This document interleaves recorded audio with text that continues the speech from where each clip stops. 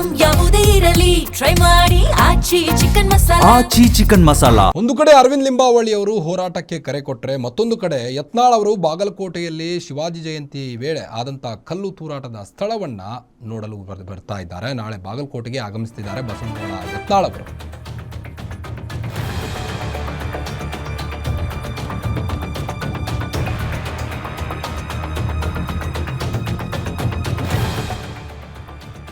ಒಂದು ಕಡೆ ಅಶೋಕ್ ಲಿಂಬಾವಳಿ ಅವರು ನಾಳೆ ಹೋರಾಟಕ್ಕೆ ಕರೆ ಕೊಟ್ಟರೆ, ಮತ್ತೊಂದು ಕಡೆ ಬಾಗಲಕೋಟೆಯಲ್ಲಿ ಶಿವಾಜಿ ಜಯಂತಿ ವೇಳೆ ಕಲ್ಲು ತೂರಾಟದ ಹಿನ್ನೆಲೆ ನಾಳೆ ಬಾಗಲಕೋಟೆಗೆ ಬಸವನಗೌಡ ಪಾಟೀಲ್ ಯತ್ನಾಳ್ ಅವರು ಆಗಮಿಸುತ್ತಿದ್ದಾರೆ.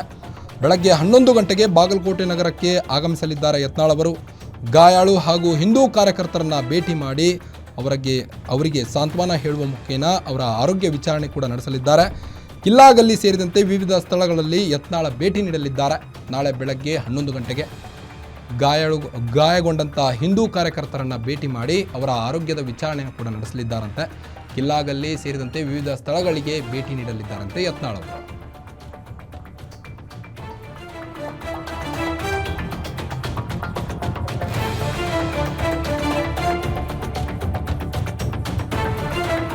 ನಿಮ್ಮೂರಿನಿಂದ ವಿಶ್ವ ಮಟ್ಟದವರೆಗೆ ರಾಜಕೀಯ, ಸಿನಿಮಾ, ಸ್ಪೋರ್ಟ್ಸ್ ಯಾವ ಸುದ್ದಿಯೂ ಮಿಸ್ ಆಗಲ್ಲ.